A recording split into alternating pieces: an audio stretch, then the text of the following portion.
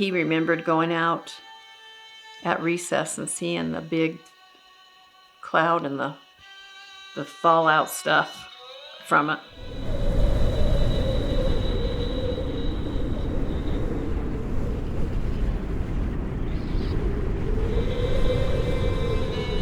And at that time, like, they all just watched it. Like, they had no idea what was happening.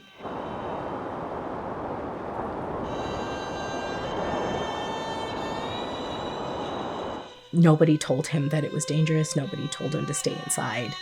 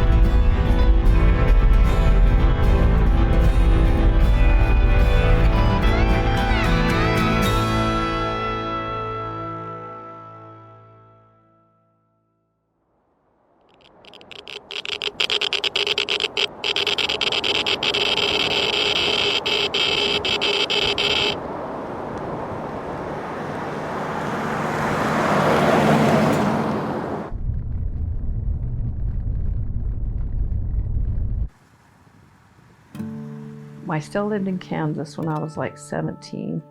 Came to Delta and it was just like this little tiny town.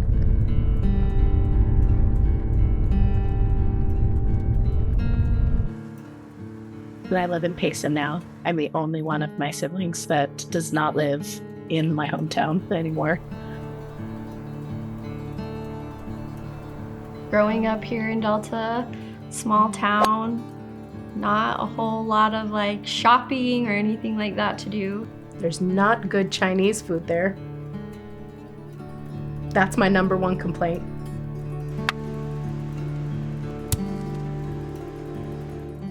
Delta was a very rinky-dink town. No, I really actually did like living in Delta. It was that, small town feel. I mean, when you go somewhere and then you drive back into Delta, I'm like, it's kind of, going home. People you went to school with were the people that you saw every single day. Like, there wasn't a new face. We had 2 grocery stores instead of one. Yeah. Everybody looked out for each other, but yet you all up in everybody's business. I never had as bad of allergies until I came to Delta. That's when my allergies kicked up, so that hasn't been real fun. And the wind. So we get a lot of wind down here in Delta.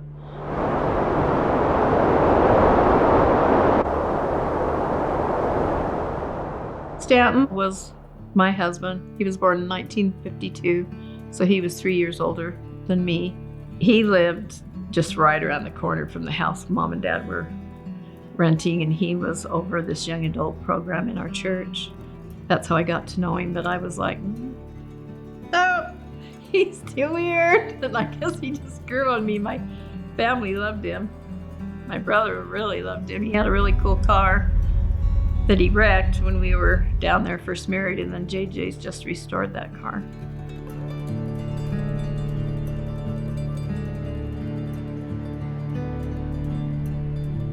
He remembered going out at recess and seeing the big cloud and the fallout stuff from it. From here, yeah. Because I was like, they didn't keep you in? No. They didn't know what it was. Some of the tiny radioactive particles settle back to Earth as the wind disperses the cloud. These particles are called fallout. The bulk of the particles soon fall out and the cloud disappears.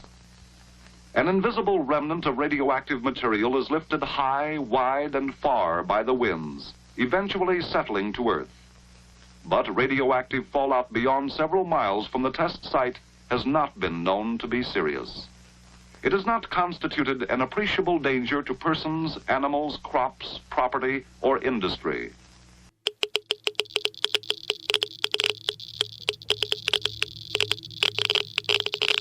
I remember getting a call about Dad, and I was just completely flabbergasted and I wanted to rush home immediately and not let him out of my sight.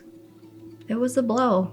It was that, like, someone gut punched you really, really hard. There was a lot of questions. You know, you hear cancer and it's like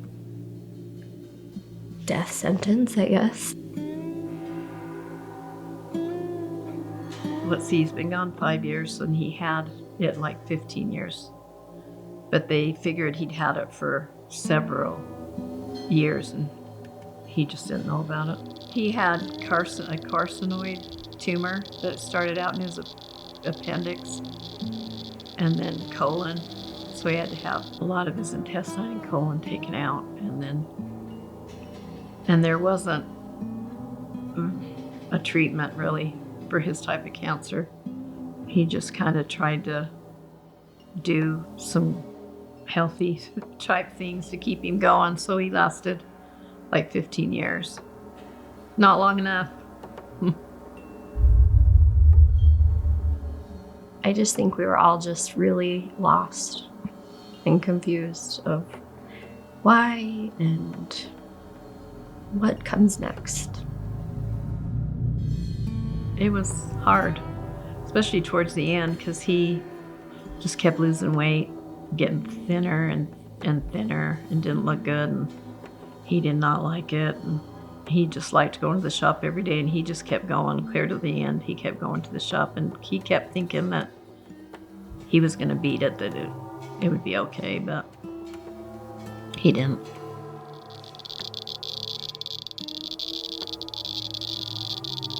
A downwinding compensation didn't even start until 1990.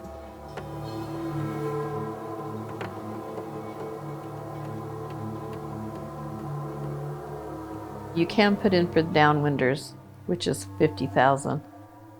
My dad was extremely frustrated with the process, and I don't think that he felt like it was enough, truthfully. Pay off a few bills, but that doesn't compensate for what you've been through or your family. They need to do better. That didn't really lessen his load. He still had to work himself to death, basically. They just put a lot of fine lines in there that keep people from getting the help that they probably deserve. I mean, it's better than nothing. They should compensate. I think that should have been more than that. So for the mere fact that they are actually reaching out and asking for help, it shouldn't be so hard.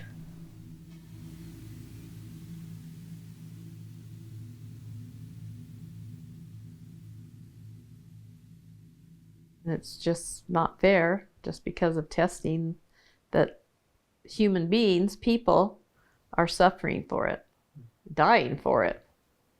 It's just not right. It can also affect your genetics to your offspring, which most of my kids have had major health issues. Now you have generations to worry about. Is this why my brother has cancer too? Like, is this why my sister always is sick? I'm sure there's people out there that don't realize that's what their problems are stemmed from. You know, when people, brought up to the government, like, well, is this safe? What, they're like, yeah, don't worry about it. I mean, and some people I know in St. George, I think they were told, oh, just stay inside for a few hours and you'll be fine. Ladies and gentlemen, we interrupt this program to bring you important news. Word has just been received from the Atomic Energy Commission that due to a change in wind direction, the residue from this morning's atomic detonation is drifting in the direction of St. George. It is suggested that everyone remain indoors for 1 hour or until further notice. There is no danger. All these people just thought they were being patriotic and supporting whatever the government thought was right, and yet they're the ones paying the price for sure. Like we're guinea pigs to them.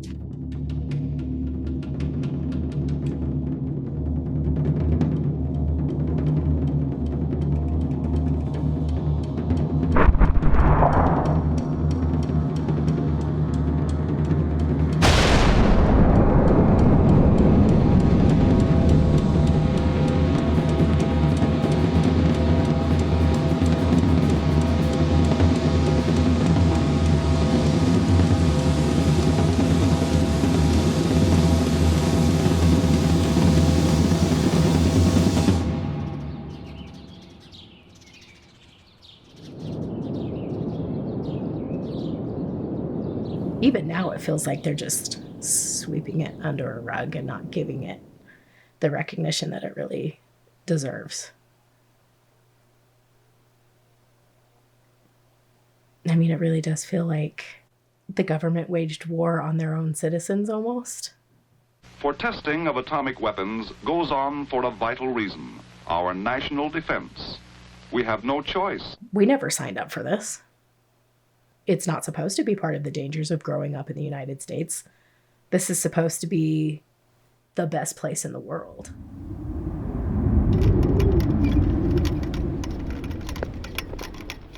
Because, yeah, we didn't enlist, so it's not listed as any kind of casualty of war.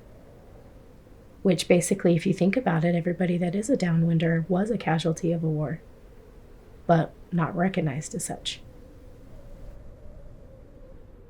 These people are still really young. Dad was only 66 when he passed. I mean, we would have liked to have Stanton around for a lot more years. It just sucks to be robbed of such a presence.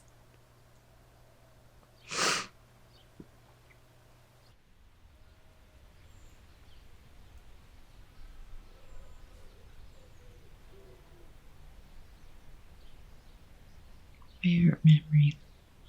Oh, there's tons. Like every day was a memory. Right before he died, though, JJ was trying really hard to get his old CUDA up. Trying to give Dad something to hang on to, Stanton. Trying to just get it running so he could just ride in it again, and he did get it running. He had a big old grin on his face, even though he looked not good.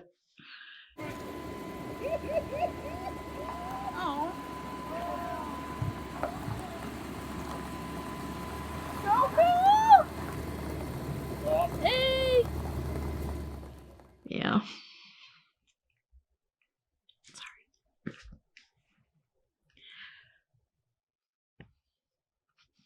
So JJ's restored his car.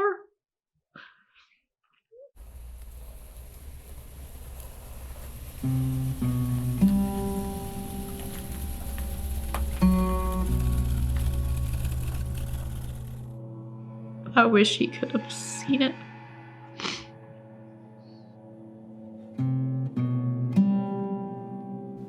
He took care of us so well. He had such a warmth to him that I haven't seen in somebody since. We looked forward to when he got home because he was just fun to be with, and he was just silly. He just had some of the funniest sayings. I never heard it before. Stanton, what are you doing? Stanton, we're not keeping the pretty paper. It is pretty though. If any of the kids ever got hurt, he'd always say, it's all right, it'll feel better when it stops hurting. And they would look at you like, what are you talking about? He was just funny guy. funny guy.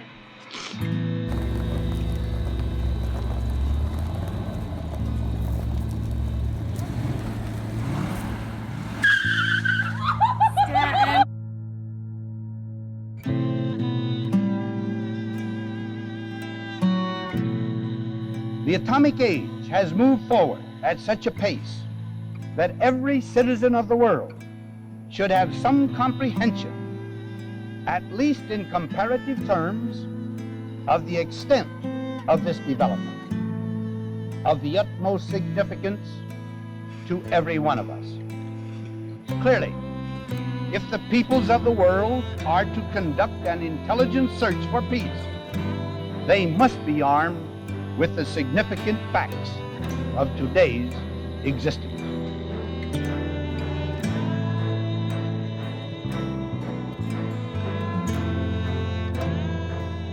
Could anyone wish his name to be coupled by history with such human degradation and destruction?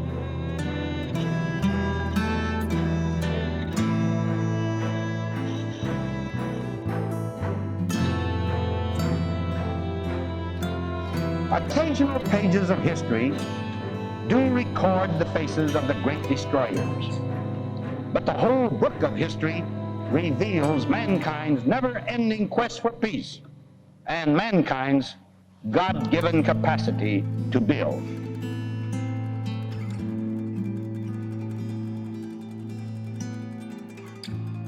It is with the book of history and not with isolated pages that the United States will ever wish to be identified.